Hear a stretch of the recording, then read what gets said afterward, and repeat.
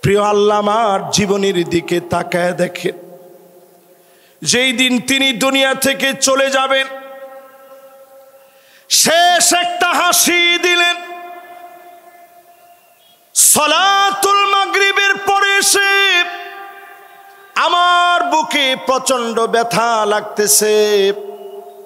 বারবার মনে হচ্ছে হুজুর একটা হাসি দিয়েছিলেন, আর মনে হয় জালেমরা বাঁচতে দিবে না। তিনি সেই মুহূর্তে একবারের জন্য বাতিলের কাছে মাথা নত করে নাই। আমার বুকে প্রচন্ড ব্যথা লাগতো, তৎক্ষণাৎ আমি শুয়ে পড়লাম। ব্যথা অনুভব হওয়ার পরে শুয়ে পড়েছি। হঠাৎ করে টের পেলাম একটা ভূমিকম্প হয়েছে। আমার কাছে মনে হয়েছে প্রিয় আল্লামাকে মনে হয় আর বাঁচতে দেয় নাই। সাথে সাথে মোবাইল ধরলাম, একটার পর একটা ফোন আসতেছে, মানুষেরা কাঁদতেছে। ভূমিকম্প অনুভূত হওয়ার পরে আমি দৌড়ে হসপিটালে গেলাম। দেখার সুযোগ হয় নাই, লক্ষ লক্ষ মানুষ হয়ে গেছে। ছুটে গেলাম হুজুরের বাসায়, শেষবারের মতো হলেও দেখব, আর দেখা হয় না। চলে গেলাম পিরোজপুরে, বলতেছে জানাজার নামাজ পড়েন, আর না হলে এখনই গুলি চালাবো। ওই দিন আমরা বলেছিলাম যে জালেমেরা জানাজার নামাজ পড়তে দেয় না, 1 বছর আল্লাহ ওই জালেমদেরকে টিকতে দিবে না, দিবে না, দিবে না। হুজুর যখন সিলেট আসতেন, মনে হতো সিলেটের সবচেয়ে বেশি ভালোবাসতেন। ঠিক এত আসতে সিলেটের আওয়াজ কিতে অত আসতেনি, একটু জোরে খন জিও, ঠিক আছে নি? এখন এবার একটু আমার সাথে সাথে বলেন, আজকের এই দিন প্রমাণ করে দিয়েছে আল্লামা সাঈদীকে যারা রাজাকার বলেছিল, তাদেরকে কলা পাতার ভিতরে শোয়া গলার ভিতরে টান মেরে প্রমাণ করে দিয়েছে মিথ্যুক বিচারপতিদের স্থান বাংলাদেশে হবে না, হবে না, হবে না।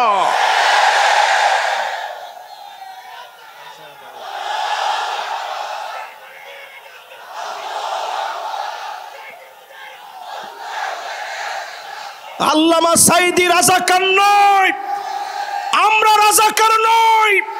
রাজাকার টার্ম বলে বলে যারা খেলেছেন, নতুন করে যদি রাজাকার টার্ম বলে খেলেন, আপনাদেরকেও জাতি ডাস্টবিনের মধ্যে নিক্ষেপ করতে বাধ্য হবে। আমরা রাজাকার নই, আমরা আল্লাহর কোরআনের প্রচারক। এই কোরআনকে বাধা দিয়ে কেউ আটকায় রাখতে পারে নাই, পারে নাই, পারে নাই।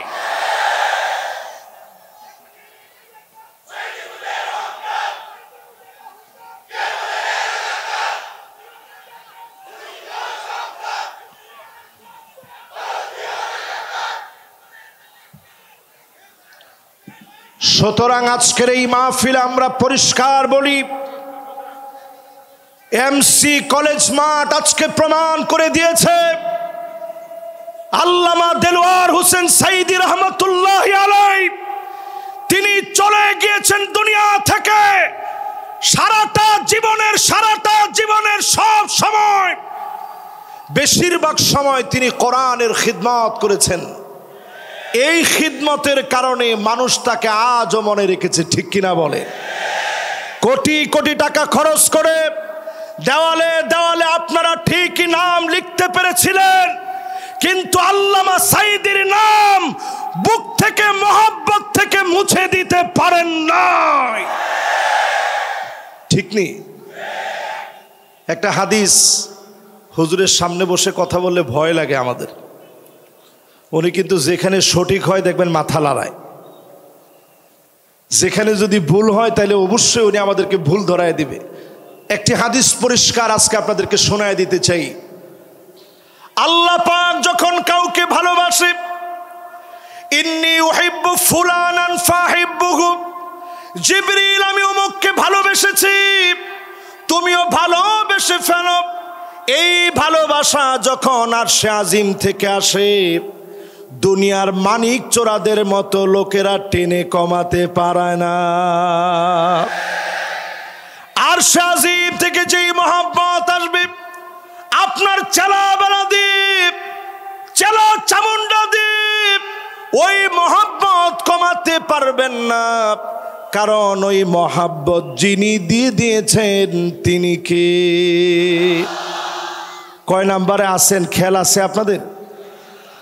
একটু আওয়াজ করে কোন, জোরে বলেন লিল্লাহে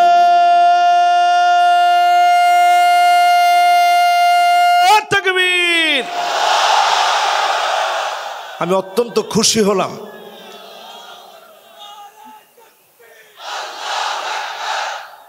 একটু তাকায় দেখেন, 16 বছরে তারা আমাদের গলার ভিতরে পাড়া দিয়ে আওয়াজ বন্ধ করতে চেয়েছে, কিন্তু আওয়াজ বন্ধ করতে পারে নাই।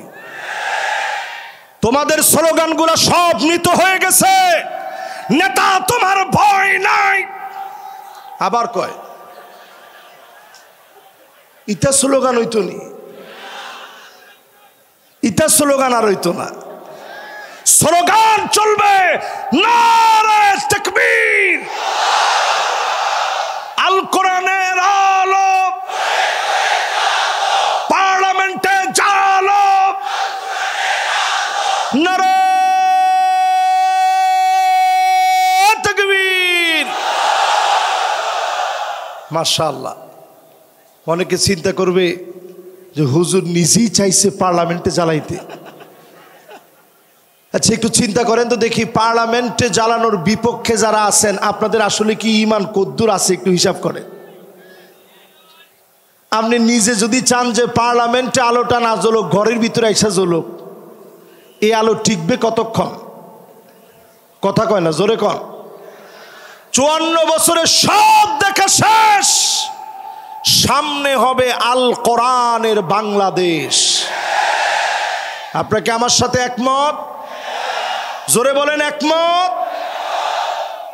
এই জন্য আল্লাহর কোরআন সংসদে জালো, এটা এত আস্তে, সবচেয়ে বড় আওয়াজে সংসদে জালো এই স্লোগানটা দিতে হবে। দেন তো দেখি এখন।